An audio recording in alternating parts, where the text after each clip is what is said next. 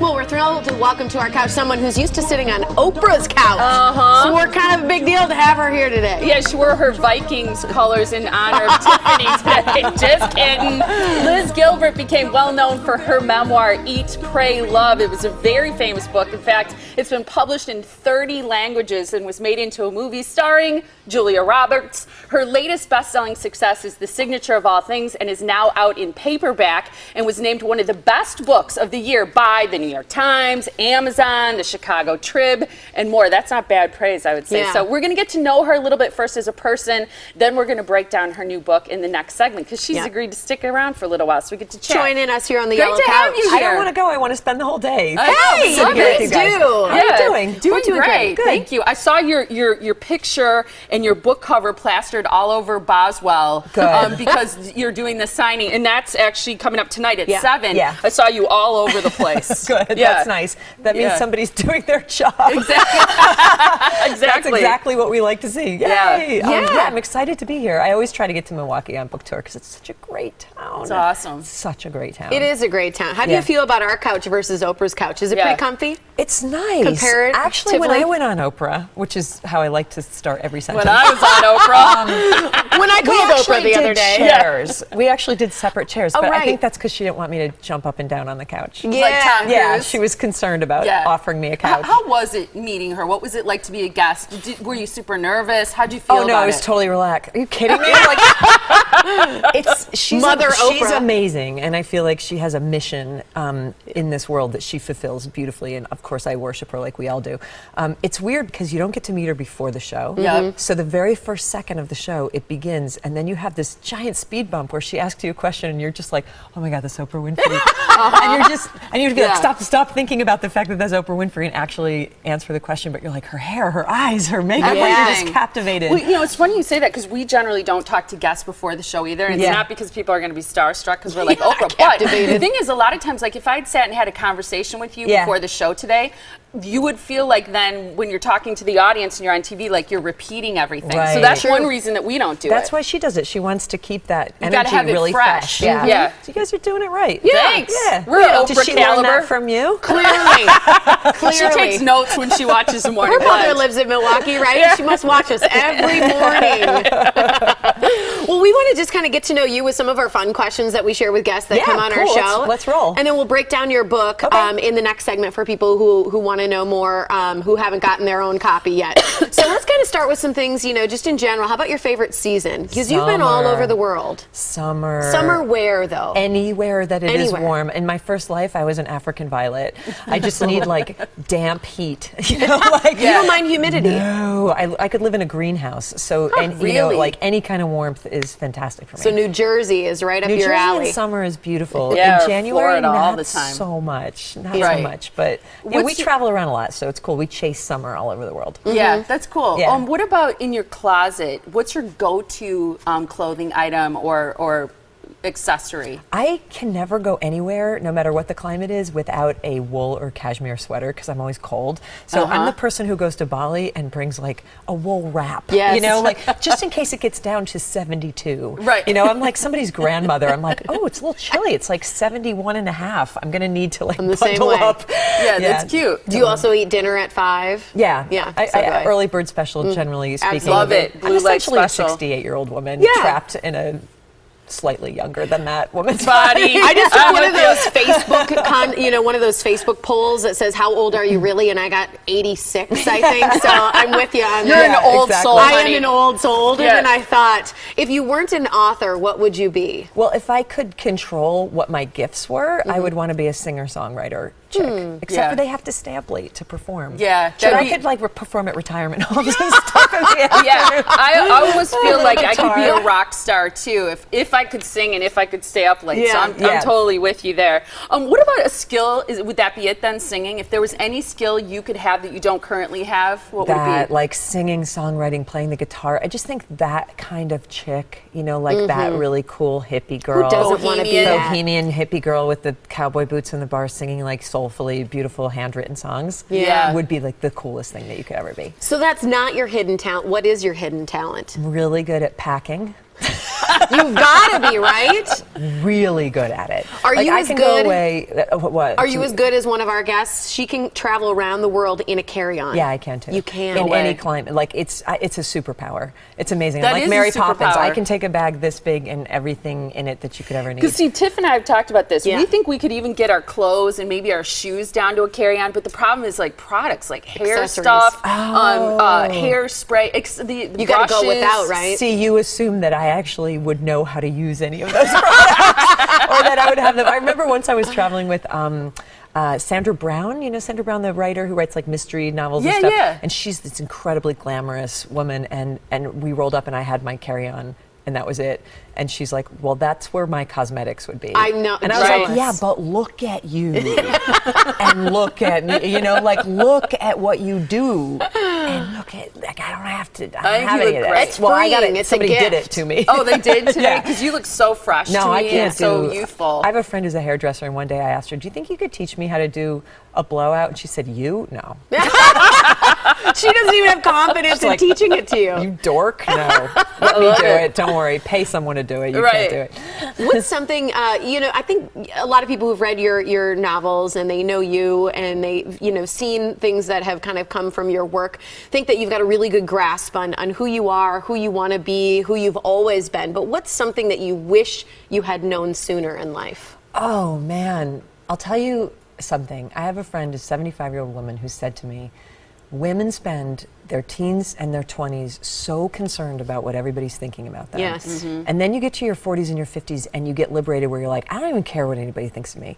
But you're not really free, usually till your 60s or 70s, when you finally realize nobody was ever thinking about you anyway. So true. And that's the lesson that I still wish I could learn, and Yeah. that I wish I had sort of gotten a grasp on earlier. Like, It's a good they're one. thinking about themselves. They're not. You're not on anyone's mind. They're you not know? looking at you. Yeah. They don't care. They're thinking about them only. That's who people think about 99% of the time. So just live. That's and a forget good about it. lesson, because so many people feel like when they walk into a party or a situation where maybe they do or don't know a lot of people, Yeah. that they're worried that everybody's looking at them and wondering about them, and just to let They that are go. looking at you because They're you're not. blonde. They're not.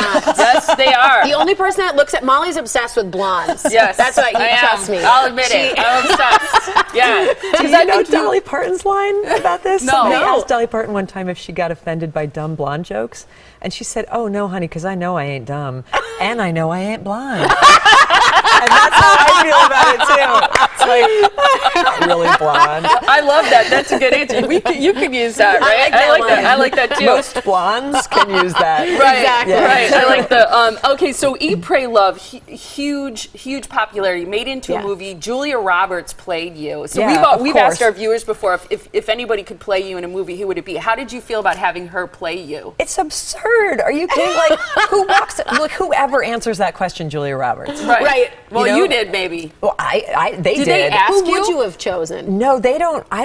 They don't come to me. Like, that's what people say. They're like, did you pick Julia Roberts? I'm like, oh no, sweetie, she picked me. Yeah. Like, I don't have that kind of power. Like, that's a complete distortion of how it works. She read the book, loved the book, and made that happen. And all I did was be like amazed, as I still am. Did you like the movie? I love the movie, but I have no critical distance from the movie. If you want a real opinion about it, you should probably ask someone who it's not about. Right. You know, who Right. didn't get to watch themselves be played by Julia. Like, why would I not love that? It's fabulous. Yeah. It's If you fabulous. could have picked someone, is there someone else in your mind you would have said, wow, that's more me? I mean, I think people have told me I look like Laura Dern. Yeah, I think that I could see is that. sort of more at the level that I, do. But I think Julia brought that thing that only she can do. There's something that only she can communicate that she brought to that film, and I'm so grateful for it. Well, and because of your book, we're going to ask this question on Facebook for our viewers too, but because of the title of that book, we're wondering, in your opinion, what's most difficult for you personally? Eating right, finding love, because a lot of people know you met your Brazilian husband in Bali. Yeah. He's still your husband today, so you've learned a lot about love, or praying regularly. Which one of those three? I'll tell you the one that humbles you the most is eating. Honest to God, I feel like that's the thing where just when you think you've got it, you're Yeah. like, you go through these little periods where you're like, think I've really mastered this, and I feel like I just make healthy, clean choices for myself, and I'm not even attracted to things that aren't good. And then you're like, cupcakes! And then you're elbow deep in the bean dip. Then all of a sudden you're like everyone else is gone from the dinner table, and you're like scraping the cheese off the side of the macaroni and cheese casserole with the serving spoon, you know, and you're just so humbled by it. Did you just see me at a party for 4th of July? I am just in that bean dip. Like, you know, you're just like your face is in the spaghetti pot, you know, and I just think, wow, that is so humanizing. There's something about that urge and that desire that's just really hard to beat down, you know? Yeah. I think it's a really good point. It's something we have to do constantly, all day, every day. Recheck. Yeah, recheck, reevaluate, whatever. It's like I am just eating all the marshmallows out of the, what am I, 6? Like all but they're fat-free, right? I mean, bag of marshmallows, fat-free, right on it. Everything in life seems easy compared to that. Doesn't work. I love that answer. You're going to stick around and talk more about your book and some things about that. So here's the event, though. First of all, we're going to remind you that tonight she's at Boswell Book Company at 7 o'clock. That's on Downa Avenue in Milwaukee for the book, The Signature of All Things, the paperback coming out. You can't miss it. Now that you've seen the cover of that book, it's plastered all over the store. You'll see her picture. It's awesome, and good for them for doing their job. Yeah. Yeah, it's great to have you here. It's So like, stick around. We'll chat a little bit more. Thank you. Welcome back. Well, after 12 years, Liz Gilbert returned to her roots as a fiction writer with The Signature of All Things. It's a novel with desire, ambition, and the thirst for knowledge. Yeah, Liz stuck around so we could chat a little bit more. Fascinating conversation we just say had. it. I hope that it's okay for us to share this because we said, did you know right away you fell in love with this guy in Bali? He's Brazilian. So Tiff wanted to know, does he manscape all over? And you said, you know, Brazilian waxes lady come Brazilian from there. thing. Yeah. Right. No, he's a full-on hippie. Like, no, that's a cool. hairy guy. Hairy guy. Yeah. He's a little bit older than you, or a lot older than you. At what point did you realize that you were in love with him? And say what you told us during the commercial break. What break. I was saying was that was a slow building love story for me, which is very good for me. And I was just saying that, you know that feeling when you walk into a room and your eyes meet with a total stranger and you instantly fall completely in love? Yeah. That's a really bad idea for me. Because whenever I have done that, and I've done that a few times in my life, it has ended in flat out disaster. And you were saying earlier in the segment, what do you wish you could have told yourself when you were younger? Don't trust your gut. Don't trust your gut. To love. Like, no. Like that whole like Disney prince across the thing. Yep. The Disney Not princes are pure chemistry. They're explosive. It's just, you know, it's also just a projection. You're inventing a story about that person, and it probably has nothing to do with who they actually are. Who's done it? Raise your hand. Yep. Who hasn't? Yeah. You know? I mean, everybody in our audience is like, yeah. Our interns are like, Everybody's done it. Better for me to like make friends, come to know someone, and then find out that they're wonderful by surprise. Yeah, that's cool. Make your head catch to your heart, right? Or your heart catch up to your head. Yeah. Let your head Slow lead. it down. Yeah. Take it easy. That's the main thing. Like, pump the brakes, kid, you know? I love it. Your book, okay, so a lot of people have gotten it in hard copy. You're hardcore fans. It's out in paperback now. Tell us a little bit about it for people who haven't picked up a copy. Well, it's like, I hope, exciting. It's an exciting novel. It's the kind of book that I've always loved to read. I wanted to give to my readers the sort of book that, as a reader, I would love for somebody to give to me, which is like a big, juicy, epic, multi-generational novel. Takes place over a century and a half, follows the fortunes of this family of botanical explorations through the 18th and 19th century, has a really strong, powerful female lead, which is, of course, what I'm going to want to do. Alma Whittaker, who's like a really powerful female scientist. There's love, there's passion, there's exploration, there's travel, of course. I'm not going to write a novel that doesn't involve a woman traveling around the world. I love it. I love it. It's very empowering as a woman to travel around the world. Yeah, you know? And in a way, it's also kind of, I also like to speak about what it's not about. What it's not about is a woman whose life is either rescued or ruined by a man. Because I feel like I'm really bored of that story. It's a story that's been told about women for far too long. Yeah. And I wanted to tell a story about a woman who finds her own way, which is, I think, our common female story. Well, and I'm glad you bring that up, because we were talking about this morning before you were here, about the fact that so many of the female characters in your books, marriage turns out to be catastrophic for one reason. my own first marriage. Including yours. And that's part of why I think your book was so relatable for so many women. So as you reflect on marriage and your first marriage and now being with the Brazilian and this new book, what are your thoughts on marriage, why it goes wrong, what makes it work? Well, I think there's a lot that we have to work on as women in terms of separating fantasy from reality. And I think that that's very hard to do when you're young. And so if there is one sort of unifying secret to a happy marriage, and statistically this gets shown again and again, it does seem to be, it's not something for children to be doing, like wait until you are a full-out adult before you make a decision of that magnitude, because you know, like everything else in life, you get smarter as you get older unless you're really not paying attention. Right, unless you're not listening. And so the difference between my first marriage and my second marriage is the difference between what it means to be 23 and what it means to be 45, which you know, the reality of a partnership. The reality of a partnership and the reality of like knowing yourself. And I also just think, and this book celebrates this too, it's really important for women to have a vocation, something that's theirs, that doesn't have to do with relationships, something that belongs to you, that is yours and yours alone, that will be consistent through your whole life. So as people cycle in and out of your life, you know, friends, family, lovers, husbands, you know, like hopefully not too many of them, but like you have something that's your own, so that you are not necessarily entirely defined by how you are interacting with the other people in your life.